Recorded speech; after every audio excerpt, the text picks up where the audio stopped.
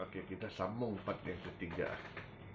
Ilmu akhir zaman, perguruan Nabi Musa dan juga Khidir. Jadi Nabi Musa ni pun berkata kepada Khidir, InsyaAllah aku akan menjadi orang yang sabar, dan aku tidak akan melanggar perintahmu.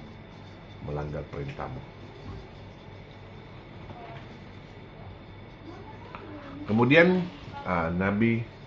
kemudian Khidir pun menjawab kepada Musa. Dia memberi syarat ilmu ni, dia memberi syarat kepada ilmu ni. Janganlah engkau bertanya kepadaku akan sesuatu yang aku perbuat atau apa-apa saja, sehingga aku ceritakan halnya, sehingga aku ceritakan perkara tersebut. Itu saya syaratnya. Jangan kau tanya aku, jangan kau mempersoalkan, jangan bertanya.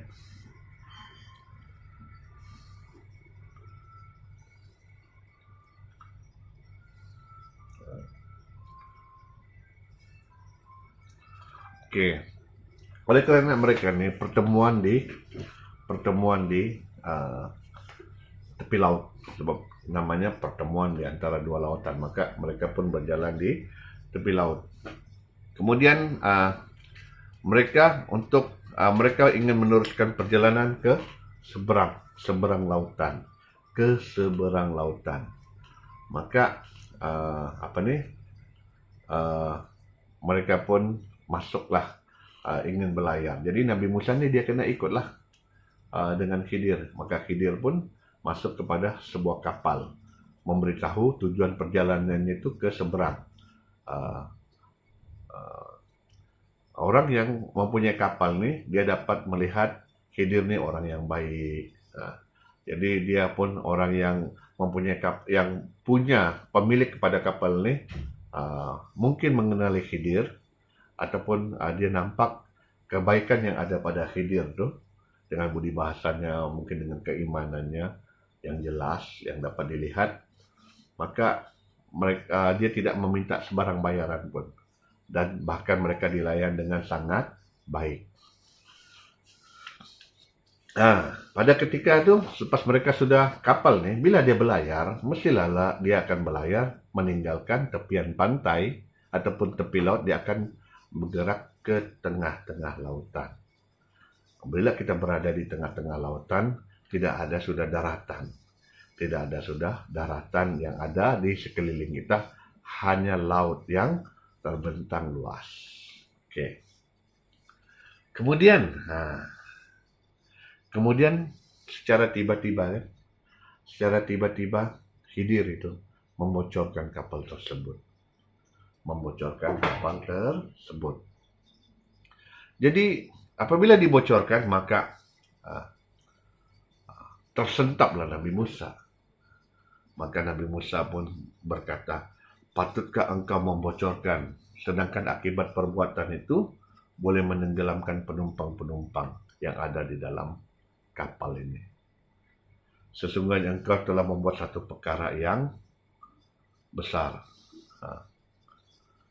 Satu perbuatan yang salah. Besar kesalahan itu, sebab boleh menyebabkan tenggelam. Kapal itu boleh tenggelam, penumpang-penumpang yang ada di dalam itu pun tenggelam. Jadi kalau kita baca nanti di akhir kisah itu, banyak orang yang faham ialah Nabi Khidir itu dia bocorkan kapal supaya kapal itu menjadi rosak. Jadi ada penguasa yang zalim, dia melihat kapal yang rosak, dia tidak merampas kapal tersebut. Jadi ramai yang faham setakat begitu sahaja, setakat itu saja. Idealah macam yang kita ceritakan tadi adalah kehendak dan matlamat. Matlamatnya akhir adalah kapal itu tidak dirampas. Jadi Untuk melaksanakan kehendak itu dilakukan perkara pembocoran, dibocorkan kapal tersebut. Tapi sebenarnya ujian sebenarnya bukan yang itu. Yang membocorkan dan juga kapal itu tidak dirampas, itu adalah ilmu yang berkaitan dengan perjalanan takdir. Itu adalah berkaitan dengan ilmu, maksudnya berkaitan dengan ilmu memahami takdir Allah Subhanahu wa taala, memahami rencana Allah Subhanahu wa taala. Jadi macam yang tadi itulah. Aku ingin ciptakan manusia khalifah di atas muka bumi.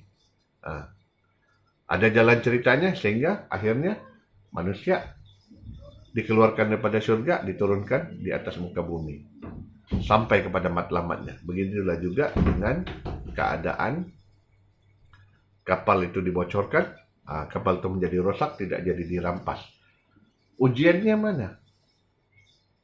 Ujian tersebut kepada Nabi Musa. Penceritaan itu adalah kisahnya. Kisah takdir itu. Kisah ilmu kehendak dan matlamat itu.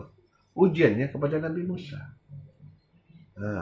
Yang ramai orang tidak dapat renungi, tidak dapat fikir, ataupun oleh kerana kita selalu dibicarakan dengan penceritaan yang berulang-ulang, sehingga kita terlepas pandang terhadap perkara yang sangat besar. Ujian itu terhadap Nabi Musa. Perguruan yang hendak dituntut adalah perguruan Nabi Musa. Okey. Jadi sekarang kita kembali lagi. Nabi Musa ni seorang nabi yang telah berkata-kata dengan Allah. Seorang nabi kalamullah. Seorang yang mempunyai kitab. Seorang yang telah mengalahkan Firaun, seorang yang telah membebaskan umatnya dan dia mempunyai kitab. Ilmunya sangat tinggi, kedudukannya sangat tinggi. Dia adalah nabi, dia adalah rasul, dia adalah nabi utama, dia adalah nabi ulul azmi, nabi yang utama, nabi yang ditinggikan daripada kedudukannya, martabatnya hebat. Tetapi bagaimanapun hebatnya, bagaimanapun hebat kedudukannya, bagaimanapun hebat keilmuannya, tetapi apabila diuji dengan kematian, sebenarnya ini adalah ujian kematian. Ujian kematian. Bayangkan kalau diri kita sendiri naik kapal besar, di tengah-tengah laut, tiba-tiba kapal itu dibocorkan. Tentulah yang terbayang di dalam pikiran kita adalah kematian. Ataupun sekarang ni kita naik kapal terbang, pengangkutan yang kita sekarang, yang kalau kita naik kapal terbang, tiba-tiba ada orang bocorkan ada orang bocorkan badan kapal terbang tu, atau bocorkan tingkap kapal terbang tu. Apa kita akan terbayang? Kita akan terbayang kematian. Kita akan terbayang kematian. Ataupun yang hari-hari lah. Hari-hari yang kita mungkin kita hari-hari memandu kenderaan. Kereta saja. Kereta saja ataupun motor. Kita bocorkan motor itu. Bocorkan tayarnya ke, bocorkan bagian minyaknya ke, yang boleh menyebabkan dia tenggelam, yang boleh menyebabkan dia rosak, yang boleh dia kehilangan fungsinya. Sebab kapal apabila dibocorkan dia hilang fungsi. Ataupun macam contoh kalau kita punya kereta kan, ataupun kereta ataupun motor kita bocorkan, ataupun kita putuskan wayar yang mengawal kendali dia tu. Maka yang apabila kita melakukan perkara tersebut, maka disitulah ujian kematian. Setinggi mana ilmu kita pun, sehebat mana kita pun, apapun kedudukan kita, maka akan terganggu gugat keimanan kita semasa diuji dengan kematian. Inilah ujian yang pertama yang dihadapi oleh Musa. Apakah pada saat kematian kita tuh, dengan ujian kematian, bahwa perkara perbuatan ini akan menyebabkan mati. Perkara kematian, ujian kematian nih macam-macam lah. Termasuk yang ujian-ujian kematian pada akhir zaman. Kita diberitakan dengan pelbagai perkara. Banyak perkara lah yang boleh mengaitkan sesuatu benda dengan kematian. Kita diuji dengan kematian. Sekarang nih, bila kita diuji dengan kematian, apakah kita berserah diri kepada Allah? Apa kita yakin dengan kekuasaan Allah? Apakah kita tauhid kepada Allah? Apakah kita menyerahkan seluruh jiwa dan raga kita? Apakah kita termasuk orang-orang yang beriman dan berserah diri? Apakah kita termasuk orang yang bertawakal? Adakah kita termasuk orang yang bertawakal? Ini adalah ujian, bukan setakat ujian kepada Nabi Musa. Ujian bocornya kapal ini adalah pengajaran, diceritakan di dalam Al-Quran supaya menjadi panduan, supaya jadi pedoman kepada diri kita. Hebat mana diri pun kita, tinggi mana pun ilmu kita, hebat mana pun pengajian kita, sampai mana pun tahap kita, tetapi apabila kita diuji dengan kematian, apakah kita kembali kepada Allah? Apakah kita yakin dengan kekuasaan Allah? Apakah kita percaya kepada takdir Allah di tengah-tengah lautan? Siapakah yang akan menyelamatkan kita? Siapakah yang akan menyelamatkan kita? Itulah sebenarnya ujian. Jadi, kata-kata dalam Al-Quran ini, dia sangat puitis. Dia punya metaforanya sangat tinggi, keindahan bahasa dia tinggi, sastra dia sangat tinggi. Bila berkaitan dengan hal kematian, kita tengok apa yang diperkatakan oleh Nabi Musa. Kenapa kau bocorkan kapal nih? Kalau kita guna bahasa yang kasar lah. Kenapa kasih bocor di kapal?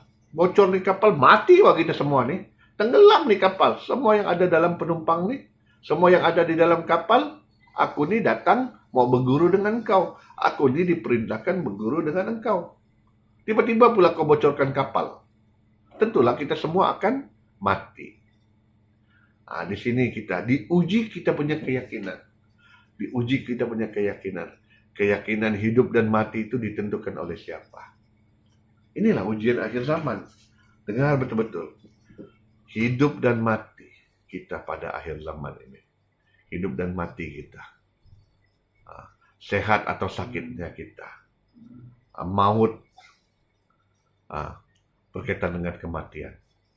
Apakah kita masih yakin dengan ketentuan Allah? Adakah kita masih yakin dengan qada dan qadar Allah? Dan adakah yang paling penting adalah adakah kita berserah diri kepada Allah? Di saat kematian tidak sudah berguna.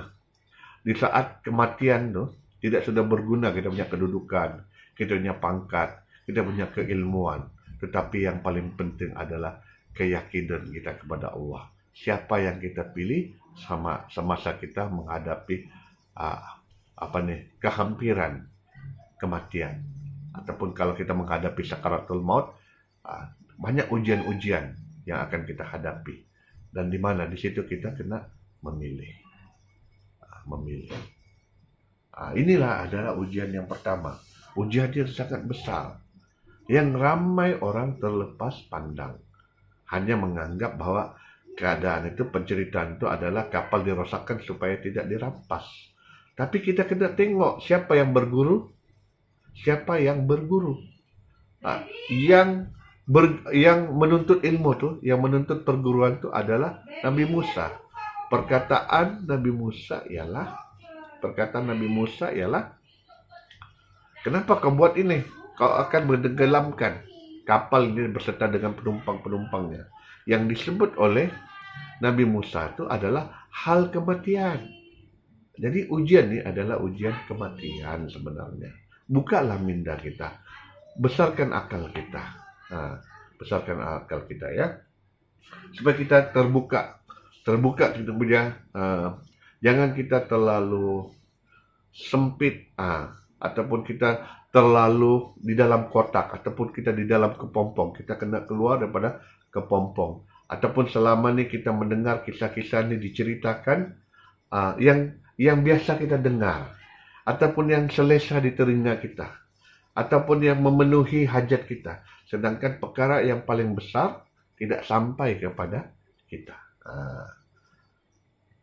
Seterusnya, itu adalah ujian yang pertama. Ujian kematian. Di mana kita berserah diri atau tidak. Percaya kita pada takdir Allah atau tidak. Di mana kita letakkan kedudukan kita. Kedudukan kita dalam memilih, ya. Dalam memilih. Termasuk juga dalam sekarang ni lah. Zaman fitnah, zaman akhir zaman, apabila kita diceritakan berkaitan dengan hal kematian, hal kesehatan, hal perkara-perkara yang bermacam-macam sekarang ni, disitulah kita memilih. Kita memilih. Ingat, yang dituntut oleh doa pemuda Al-Kahfi, mereka meminta amrina rasyada. Dalam urusan kami, berilah kami petunjuk.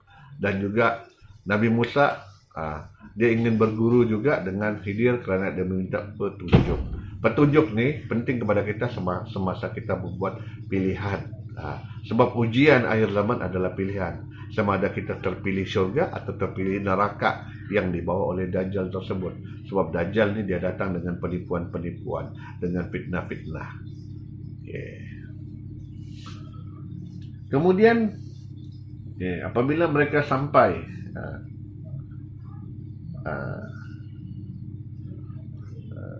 kemudian selepas itu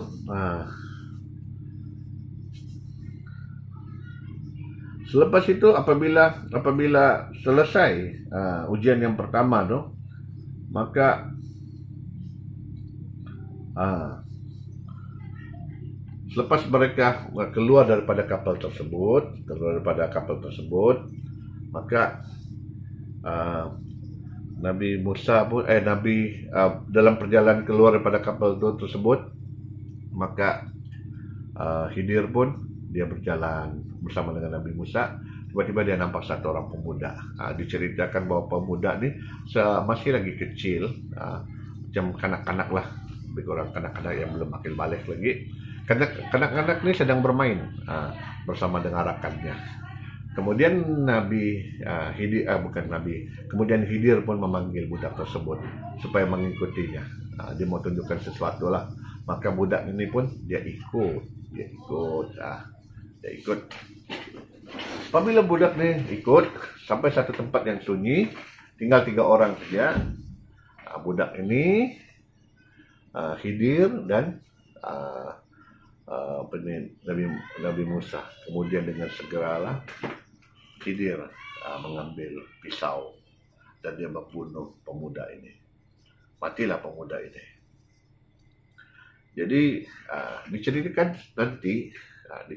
nanti ialah bahawa ibu bapaknya ni orang yang alim. Anak yang sekarang ni anak yang derhaka. Akan derhaka kepada ibu bapaknya suatu hari, dan kerana kederhakaannya dan kerana kejahatannya, akhirnya dia akan membawa kepada ibu bapaknya menjadi kufur. Itu yang kita pelajari lah, yang diberitakan takwilnya nanti, dan juga nanti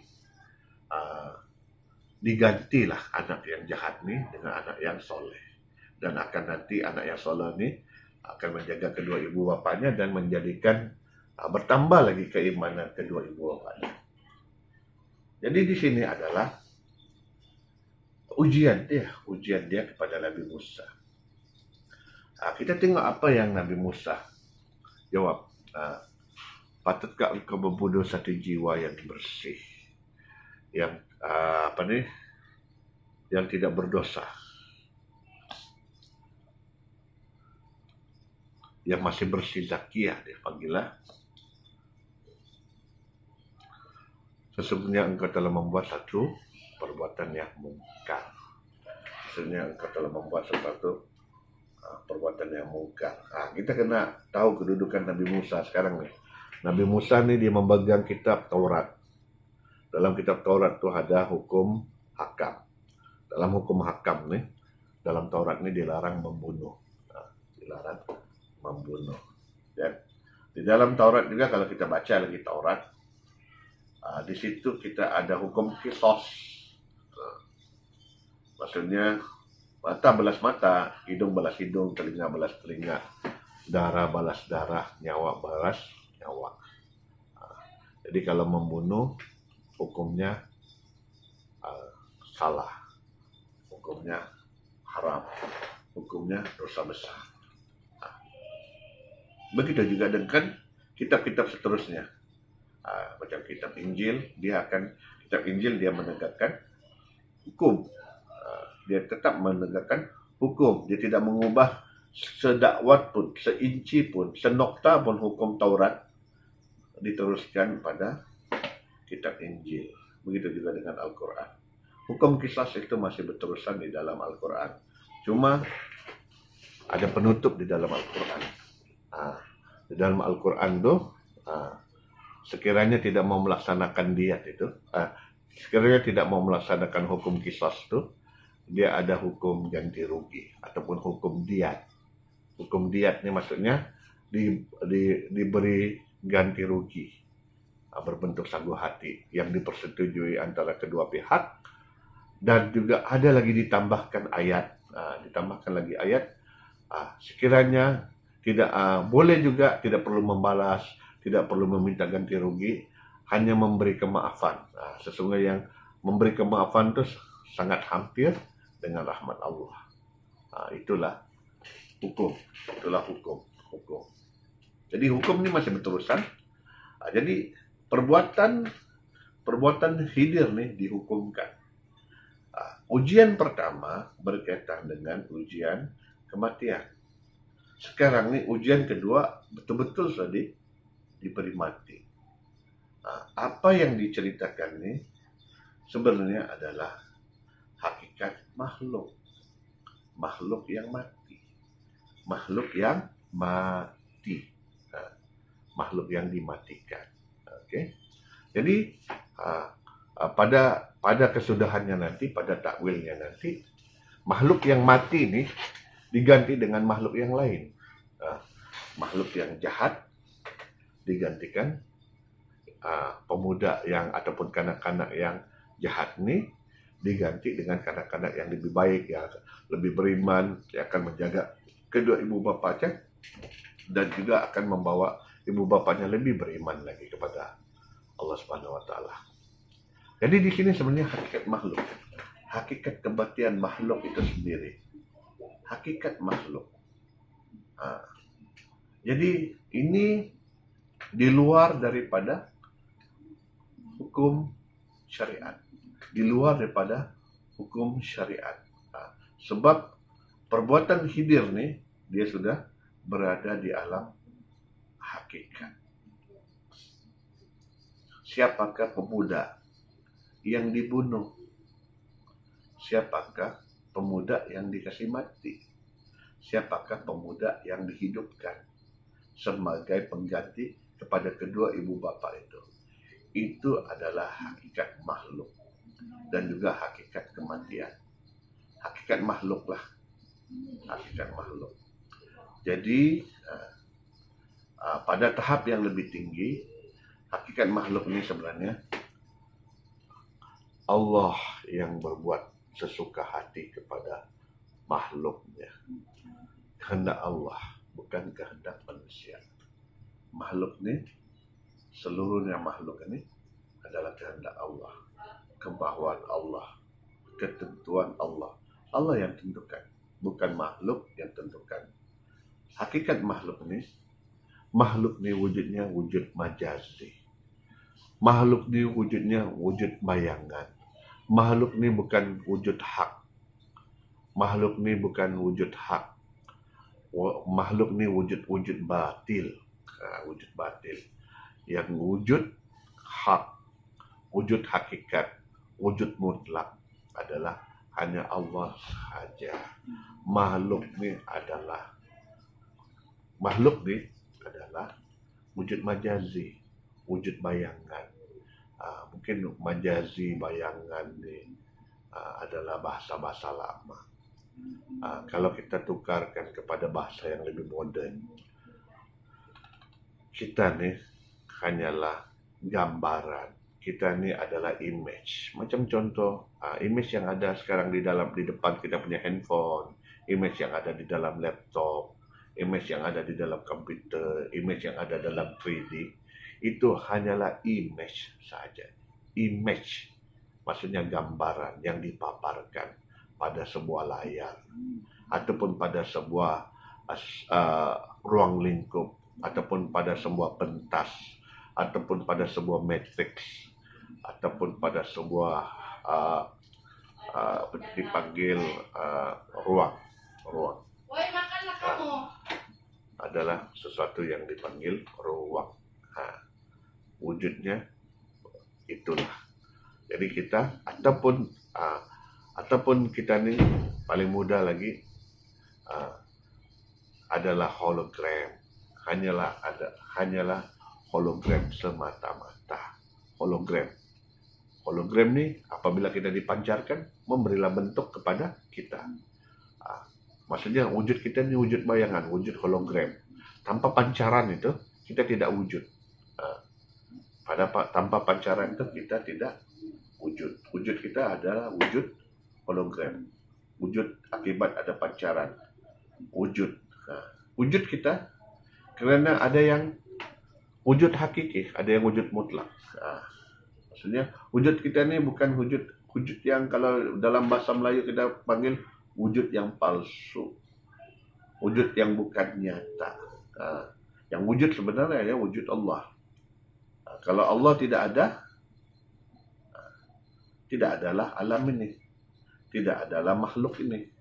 Jadi kewujudan makhluk dan kewujudan manusia dan kewujudan seluruh alam semesta dan makhluk-makhluknya, binatang-binatangnya, segala macam yang ada berada di alam cakrawala ini adalah wujud bayangan.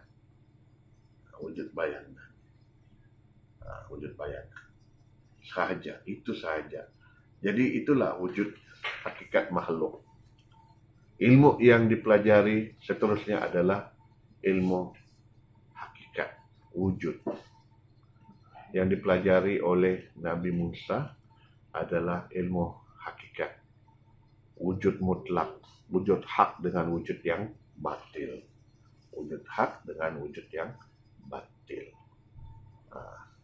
Jadi kalau orang yang belajar sains, kan, belajar teknologi, belajar fizik, belajar metafisik, belajar engineering, okeylah, dikatakan bahwa seluruh alam ni terbina daripada zara-zara atom. Zara-zara atom. Maksudnya fizikal manusia ni, diri saya, pokok kayu, batu, simen, apa-apa sahaja yang ada di atas muka bumi ini adalah terdiri daripada atom-atom. Ya, terdiri daripada atom-atom. Jadi dalam atom ini dia ada proton, dia ada neutron, dia ada nukleus. Kemudian diteropong lagi dengan Microsoft elektron. Di dalam tu ada lagi gluon, neuron, macam-macam lagi. Apabila dia banyak lagi nama dia lah. Bila diteropong lagi ke dalam, rupanya yang ada itu adalah partikel-partikel cahaya. Partikel-partikel cahaya. Dia semakin dia ion kan. Dia adalah cahaya. Dia adalah berkaitan dengan cahaya. Diteropong. Akhirnya sekali didapati cahaya-cahaya ni terhasil kerana adanya daya. Daya dia prinsip tenaga sudah. Tenaga menghasilkan daya, daya menghasilkan cahaya. Okey. Daripada diteropong lagi, tenaga apa ni? Sebenarnya tenaga tu kosong, tidak ada apa-apa. dia hanya suatu tenaga yang telah macam seolah-olah tenaga yang diprogramkan, tenaga yang telah tersimpan, dia punya ukuran telah ditetapkan ukurannya. Jadi itulah ukuran-ukuran tersebut, struktur yang sama, tetapi pada image yang akhir boleh jadi pokok, boleh jadi gunung, boleh jadi batu, boleh jadi manusia. Tetapi kalau kita teropong, kita zoom,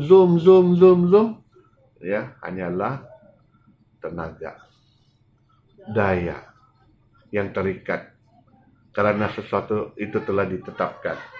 Kalaupun sekarang ni lagi kan teknologi baru lagi, diorang menggunakan ini teknologi large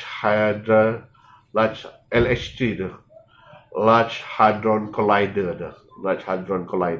Apa yang dorang buat di LHC ni?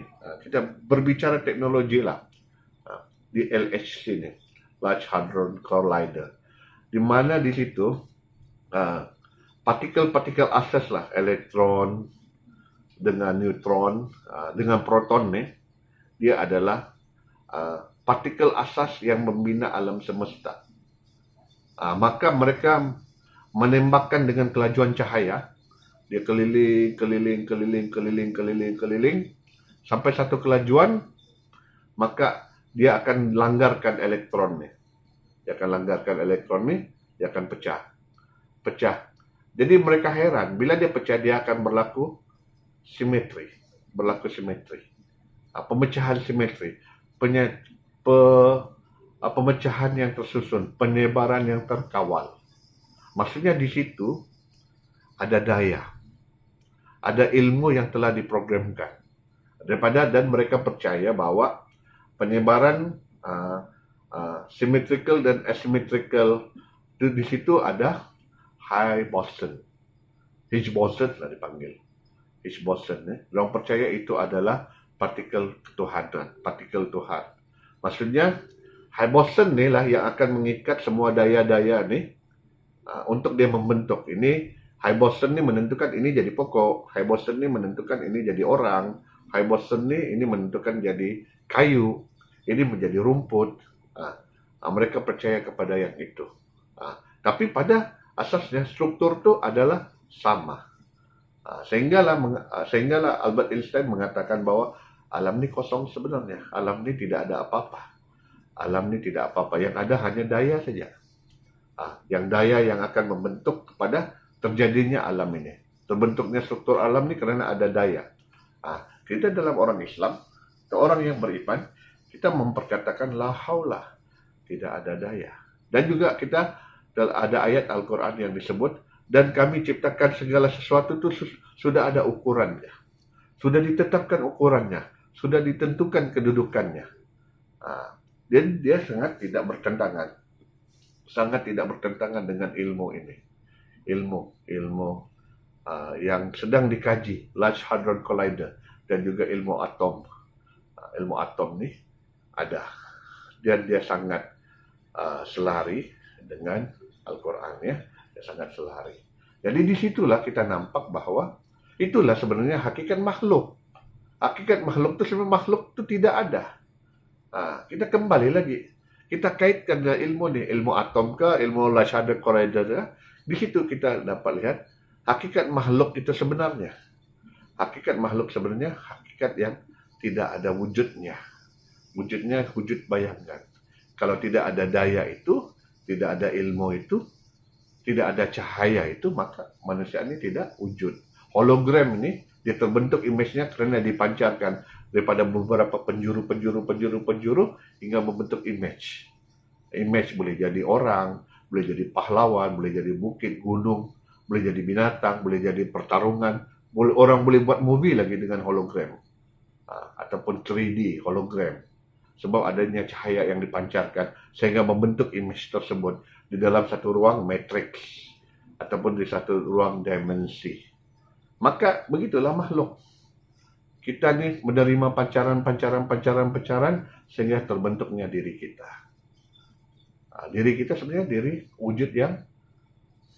wujud yang bayangan. Wujudnya kita wujud kerana adanya pancaran, adanya cahaya Allah ada, maka wujudlah kita. Itulah di dalam Al-Quran disebut Allahun nurus samawati wal ard. Allah lah cahaya langit dan bumi. Allah lah cahaya langit dan bumi. Maka dengan cahaya itulah, maka wujudlah alam ini. Wujudlah makhluk, seluruh makhluk yang ada di antara langit dan bumi. Inilah makhluk yang wujud. Diri kita, alam semesta, bulan, bintang,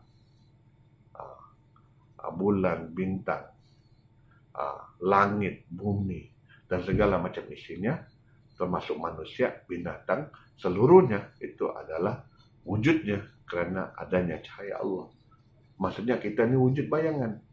Jadi siapa yang dibunuh, siapa yang terbunuh, itulah hakikat yang perlu dipelajari oleh Nabi Musa. Hakikat yang dipelajari itu adalah hakikat wujud yang mutlak, wujud yang hak dengan wujud yang batil. Wujud Tuhan dan wujud makhluk. Begitu. Jadi itulah ujian yang kedua. Ujian yang kedua. Dan akhirnya kita pergi ke ujian yang ketiga. Kemudian ini kena. Kemudian nih, apabila mereka sudah selepas membunuh pemuda tersebut, maka mereka berjalan lagi. Mereka ini sudah lapar, sudah berdahaga, perjalanan yang sangat jauh. Maka akhirnya Nabi Musa dan Khidir nih, Nabi Khidir nih masuk ke dalam satu perkampungan, satu kota lah. Dalam kota ini orang-orang ini semua orang-orang yang biadab, orang-orang yang kurang ajar lah, orang-orang yang tidak berbudi bahasa. Mereka sangat tidak mengalukan kedatangan orang luar ataupun tetamu ataupun orang yang datang. Orang yang datang mereka tidak peduli. Jadi apabila Khidir dan Nabi Musa sampai ke tempat ini, mereka memohon perlindungan. Mereka dihalau. Mereka meminta makanan. Mereka tidak diberi makanan. Ya, mereka tidak diberi makanan. Bahkan mereka diperlakukan dengan tidak seharusnya. Oleh yang demikian, maka Nabi Khidir pun meninggalkan kota tersebut dalam keadaan Nabi Musa ini lapar, dahaga, penat kan. Dan kemudiannya sampai di satu tempat tuh, maka Khidir pun berkata, wahai Nabi Musa, sini, mari kita buat satu tembok ataupun satu bangunan. Maka mereka pun membuat bangunan tuh sehingga siap.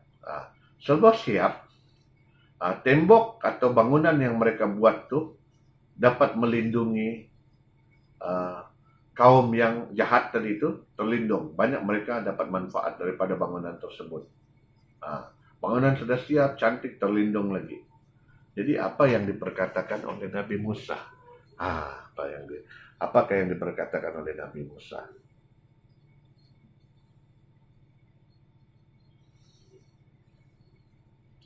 Jika engkau mahu, tentulah engkau berhak mengambil upahnya. Jika engkau mahu, tentulah engkau berhak mengambil upahnya. Dengar betul-betul. Mengambil upah. Ya. Maksudnya tadi, kalau sudah kasih cantik tembok yang sudah roboh, tembok itu dikasih cantik balik, maka bolehlah kita, Nabi Musa pun bertanyalah kepada Khidir, baik kita jumpa dia punya penduduk tuh, kita mintalah upah apa yang kita boleh buat, yang kita sudah buat, kita sudah kasih cantik dia punya tembok, kita sudah melindungi kawasan itu daripada kerosakan, kita sudah melindungi penduduk kota tersebut dengan tembok yang kita perbuat. Jadi ini adalah satu ujian. Nama dia adalah ujian ikhlas. Ujian ikhlas. Ya, ujian ikhlas. Jadi ujian yang sekarang ini adalah pastinya ialah apabila kita berbuat sesuatu, jangan kita mengharapkan balasan. Jangan kita mengharapkan balasan. Hendaklah kita melakukan sesuatu dengan keikhlasan. Bila kita berbuat baik, buat tembok itu kan baik. Memberi manfaat kepada kaum tersebut, baik. Melindungi kota tersebut, baik. Melindungi kota tersebut daripada bencana, baik. Perbuatan-perbuatan baik ini hendaklah dilakukan dengan ikhlas. Itulah adalah ujian ikhlas. Ilmu yang terakhir ini adalah ilmu ikhlas. Ilmu yang terakhir ini adalah ilmu ikhlas. Ilmu ikhlas. Ilmu terakhir ini adalah ilmu ikhlas. Nah, jadi di dalam kita punya amal perbuatan kita, hendaklah kita mengikhlaskan diri kepada Allah Subhanahu wa taala. Jangan kita mengharapkan balasan daripada Allah Subhanahu wa taala. Ya betul. Kita beramal, kita berbuat baik, hendaklah kita berbuat baik semata-mata kerana Allah Subhanahu wa taala. Jangan kita berbuat baik kerana kita inginkan syurga. Jangan kita berbuat baik kerana kita takutkan neraka. Jangan kita berbuat baik kerana mengharapkan balasan daripada Allah Subhanahu wa taala. Kerana sesungguhnya balasan yang Allah beri itu kepada kita adalah rahmatnya. Untuk mendapat rahmatnya itu, kita hendaklah menjadi hamba yang ikhlas. Menjadi hamba yang ikhlas. Itulah ilmu yang terakhir yang dituntut oleh Nabi Musa kepada Khidir. Nabi Musa kepada Khidir adalah ilmu ikhlas. Ya. Sebab bukan amal ibadah kita yang membawa kita pada syurga, tetapi yang membawa kita kepada syurga itu adalah keikhlasan kita dan rahmat Allah Subhanahu wa taala terhadap diri kita. Ingat, dengar baik-baik, rahmat Allah kepada kita. Itulah yang akan menyebabkan masuknya seseorang itu atau sesiapa saja pun ke dalam syurga kerana rahmat Allah. Ya, pada satu hari Nabi sendiri, Rasulullah Sallallahu Alaihi Wasallam, bengkak-bengkak betisnya, pecah tumitnya kerana beribadah, kuatnya beribadah. Maka sahabat pun bertanya, ya Rasulullah, tentunya engkau masuk syurga kerana banyaknya ibadahmu. Banyaknya ibadahmu. Kemudian dijawab oleh Nabi bahwa sesungguhnya aku tidak masuk syurga kerana banyaknya ibadahku. Aku masuk syurga kerana rahmat Allah. Masuk syurga itu kerana rahmat Allah. Maka sahabat bertanya lagi, tentunya engkau mendapat rahmat Allah. Kan? Engkau ni adalah Rasulullah, engkau ni kekasih Allah, engkau ni Nabi Allah, engkau ni Rasulullah. Dijawab oleh Nabi, bukankah aku termasuk orang yang bersyukur? Orang yang bersyukur ni orang yang ikhlas, orang yang tidak mengharapkan. Semata-mata ibadah itu kepada Allah semata-mata. Ibadah itu kepada semata-matanya kepada Allah. Tidak ada syirik sudah dalam beribadah. Yang dituju adalah Allah. Yang diharapkan adalah pertemuan dengan Tuhannya.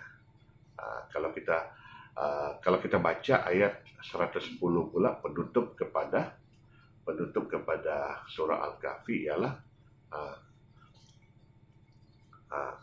dalam beribadah itu tidak boleh ada syirik. Dan hendaklah tidak ada satu pun semasa beribadah itu tidak ada satu pun selain daripada kalau kita bacanya ayat ke-110 kita baca, sesungguhnya sesiapa yang percaya dan berharap pertemuan dengan Tuhannya, hendaklah dia mengerjakan amal yang soleh. Dan janganlah dia syirik terhadap apapun dalam ibadah kepada Tuhannya. Maksudnya tujuan kita itu kepada Allah semata-mata. Bukan tujuan kita, aku beribadah ni mau syurga. Aku beribadah ni untuk banyak pahala. Aku beribadah ni supaya mendapat kedudukan. Aku ni mau beribadah ni supaya dihormati atau mempunyai apa ni. Tapi semata-mata kita beribadah tuh jangan ada syirik di dalam ibadah kita. Jangan ada syirik di dalam ibadah kita, dan yang penting adalah jangan kita dalam ibadah kita tuh kita menuju kepada Allah, lika Allah. Itulah yang kita hajati. Semata-mata kita beribadah tuh untuk mendekatkan diri kita, untuk kita bertemu dengan Allah, untuk kita kembali kepada Allah. Sebab di dalam Al-Quran ada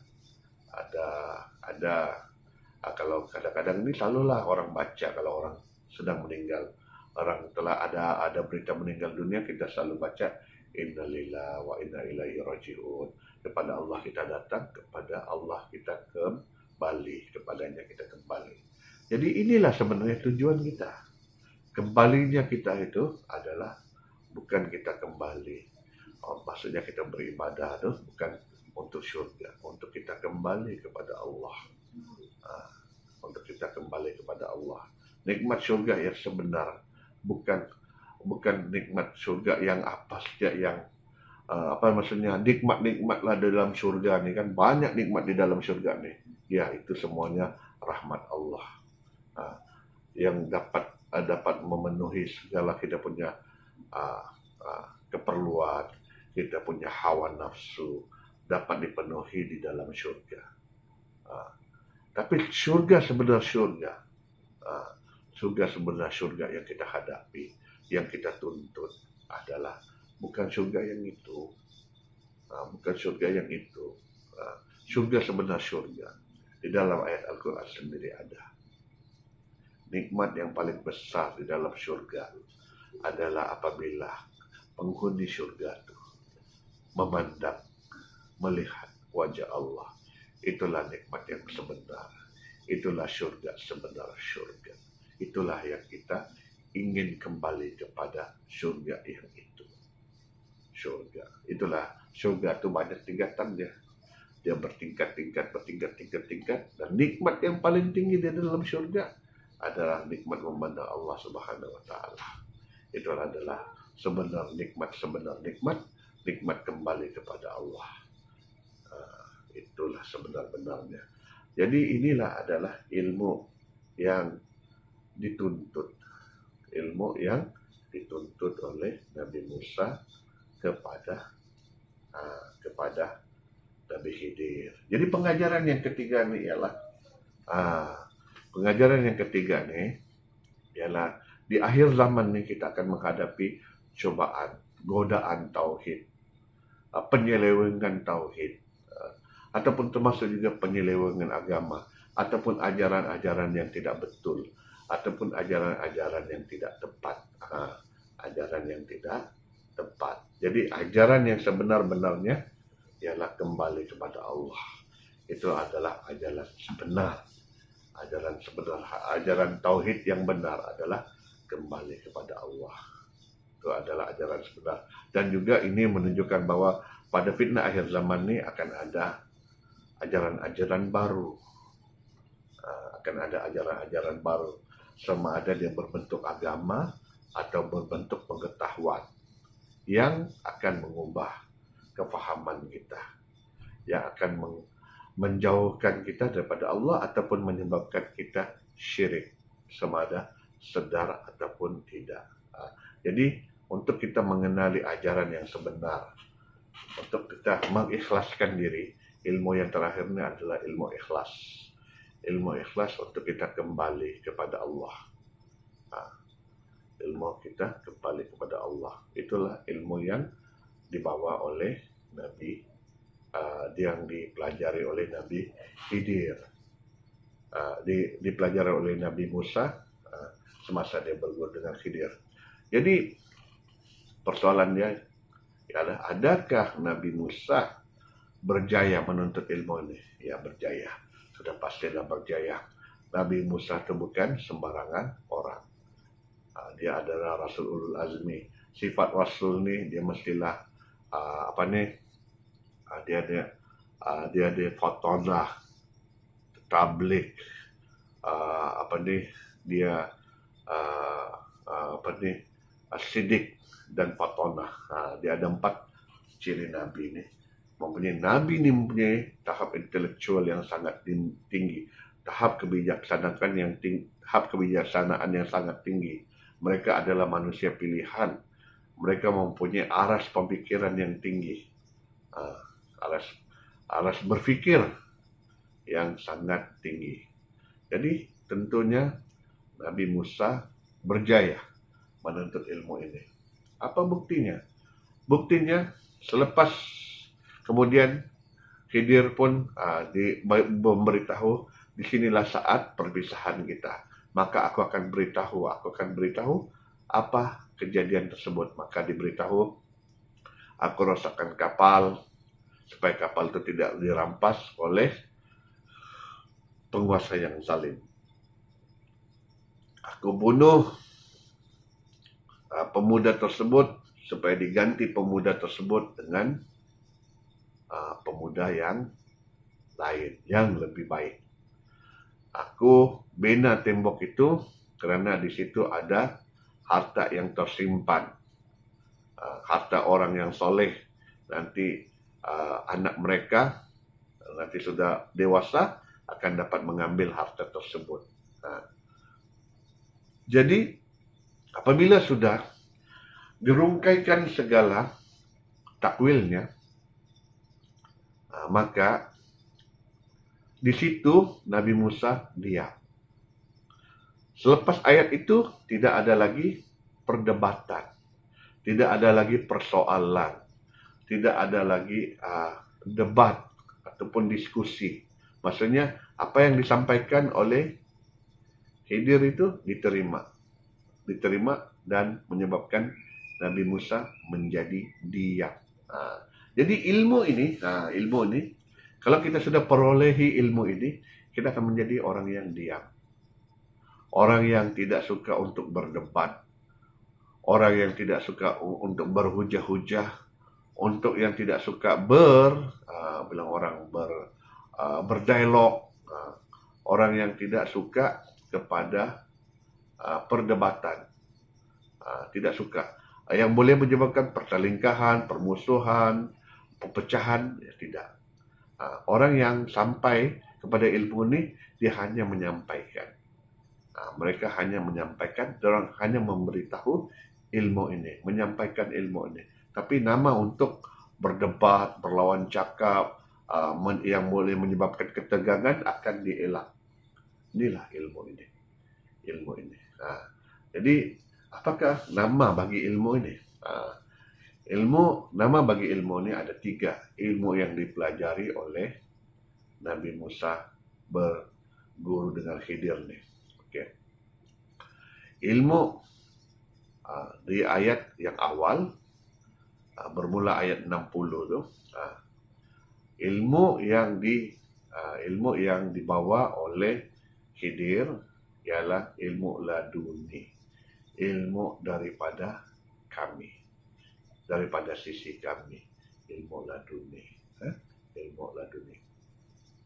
Kemudian ilmu laduni, tujuan ilmu ini supaya kita sentiasa boleh membuat pilihan yang betul, rasyadah. Kita mempunyai petunjuk dalam urusan kita, dalam kehidupan kita setiap hari. Dan juga seterusnya ialah ilmu yang dipelajari adalah ilmu takwil. Segala kehendak dan matlamat itulah yang ditunjukkan. Berbanding dengan ilmu akal, sebab dan akibat. Ilmu yang seterusnya ilmu takwil. Ilmu takwil ni adalah ilmu kehendak dan matlamat. Takwil ni dia banyak jenis. Takwil ni dia ada takwil mimpi. Maksudnya mimpi itu boleh mimpi itu boleh ditakwilkan. Ataupun ada perkara yang kita nampak, ataupun peristiwa yang kita alami sama dalam keadaan jaga atau keadaan sedar ataupun keadaan tidur ataupun keadaan mimpi, petanda itu menjadi tanda kepada kita. Bila kita dapat diilhamkan kepada kita, maka kita boleh takwilkan petanda tersebut. Itulah ilmu takwil. Ilmu takwil. Dan ilmu terakhir yang disampaikan oleh Nabi daripada Khidir ni adalah ilmu zikir. Ilmu zikir, ilmu zikir ya. Gua baca ayat tu, kita tengok ya.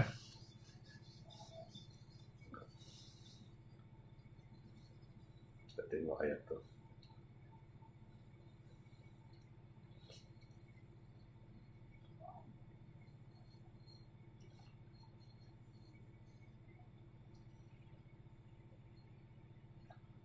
Okay.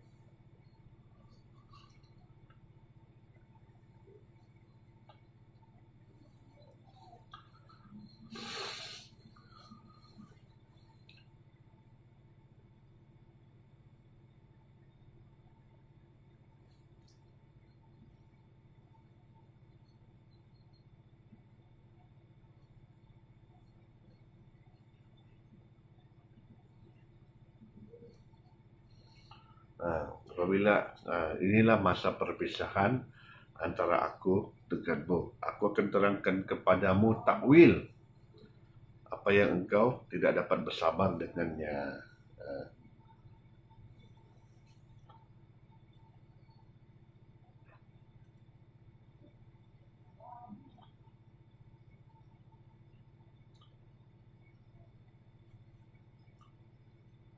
Jadi ilmu yang dipelajari oleh Khidir itu, dipelajari oleh Musa itu adalah ilmu takwil dan ilmu zikir yang semuanya terkandung dalam ilmu laduni. Ilmu zikir. Ilmu zikir. Jadi inilah ilmu yang perlu untuk kita ada pada akhir zaman ini. Kegunaan dia adalah semasa kita membuat pilihan, dalam kehidupan kita. Dan juga sebelum saat perpisahan antara Khidir dan juga Nabi Musa, untuk kita mencapai tahap hamba, sentiasa kita berada di atas jalan lurus. Hamba itu artinya, kita sudah tidak ada daya, sudah hamba nih. Maksudnya kita sentiasa menerima perintah, kita sentiasa menerima ilham, kita sentiasa menerima hidayah, kita sentiasa menerima rasyadah daripada Allah Subhanahu wa taala dalam gerak-gerik kita. Apabila kita melakukan apa yang diperintahkan oleh Allah pada setiap masa, setiap detik, setiap saat, maka disitulah kita berada di atas jalan yang lurus. Nah, itulah penamat kepada ilmu ini adalah apa dia perkatakan oleh penamat yang diperkatakan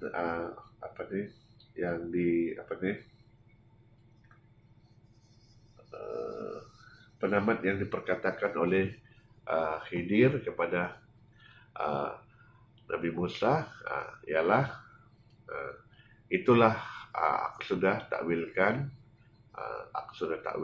apa yang kau pelajari itu, aku sudah takwilkan, inilah ilmunya, ilmu zikir itu.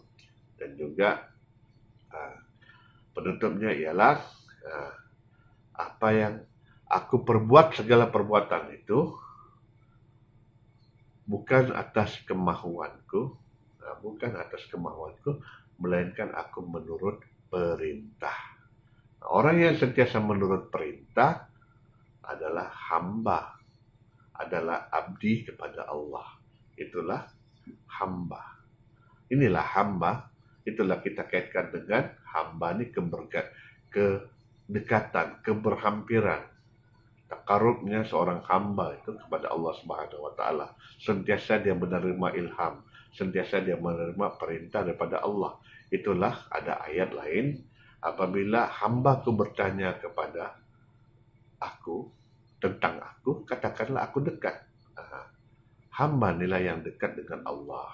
Jadi tujuan kita untuk sampai kepada ilmu ini adalah untuk kita membersihkan diri kita, mengikhlaskan diri kita, menjauhkan diri kita daripada syirik, sehingga bersih kita, sehingga kita dapat berusaha mencapai martabat hamba. Bagaimana caranya? Ada ayat yang disebut uh, Allah waliyul ladzina amanu yukhrijuhum minaz zulumati ilan nur. Allah lah yang menjadi wali. Allah lah yang menjadi wakil. Allah lah yang menjadi pengganti. Allah waliyul ladzina amanu, kepada orang-orang yang beriman, yang akan mengeluarkan kamu daripada zulumati ilan nur. Kita keluar daripada kegelapan menuju kepada cahaya. Tidak ada jalan lain melainkan kita melalui jalan Allah, melainkan kita ikhlas kepada Allah tanpa syirik, barulah kita boleh berada di jalan Allah dan kita akan menjadi hamba sebenar hamba Allah. Nah, jadi terima kasih. Assalamualaikum warahmatullahi wabarakatuh.